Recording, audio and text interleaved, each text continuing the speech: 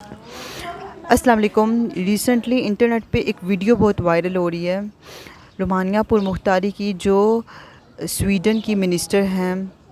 وہ کانفرنس میں اپنے 3 ماہ کے بچے کو اپنے ساتھ لے کے شریک ہوئیں، اور she is minister for environment and climate.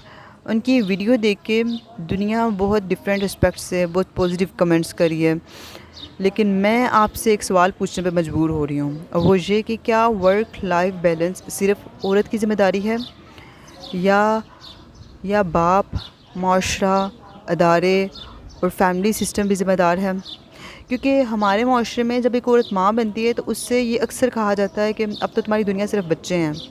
اگر وہ اپنی جاب کنٹینیو کرے تو لوگ کہتے ہیں کہ اسے اپنے بچوں کی پرواہ نہیں ہے۔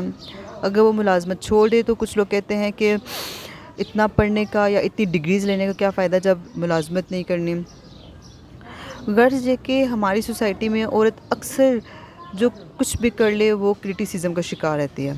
بات یہ نہیں ہے کہ عورت کام کرے یا نہیں کرے، دراصل بات یہ ہے کہ کیا ہم نے ایسا معاشرہ بنایا جہاں ایک عورت کو، ماں کو ہر وقت اپنے کردار کا دفاع نہ کرنا پڑے۔ ہمارے اسلام نے اولاد کی ذمہ داریوں کو صرف عورت پہ نہیں ڈالا، بلکہ اللہ تعالیٰ نے واضح طور پہ قرآن پاک میں ارشاد فرمایا سورۃ مائدہ میں، کہ جس کا ترجمہ کچھ یوں ہے کہ نیکی اور تقویٰ کے کاموں میں ایک دوسرے کی مدد کرو، اور یہ اصول خاندانی نظام پر بھی لاگو ہوتا ہے۔ اولاد کی ذمہ داری صرف ماں کے نہیں ہے، بلکہ باپ کی بھی اتنی ہی ذمہ داری ہے۔ ماں اگر بچوں کی پرورش کر رہی ہے، ان کی دیکھ بھال کر رہی ہے، تو باپ کا کردار صرف مالی اخراجات پورے کرنا نہیں ہے، بلکہ عملی طور پر بچوں کی تربیت میں اور دیکھ بھال میں شریک ہونا بھی ہے۔ دوسری طرف اگر ہم امپاورمنٹ کی بات کریں تو اس کا مطلب صرف یہ نہیں ہے کہ عورت ملازمت کرے، بلکہ اس کا مطلب یہ ہے کہ وہ اپنی ایبیلٹیز کو اور اسٹرینتھس کو پہچان کے عزت کے ساتھ اپنے حق میں بہتر فیصلہ کر سکے۔ آج میں آپ کے لیے ایک سوال چھوڑنا چاہتی ہوں، اور وہ یہ سوال یہ ہے کہ آپ کے خیال میں وومن امپاورمنٹ کا اور ورک لائف بیلنس کا کیا مطلب ہے؟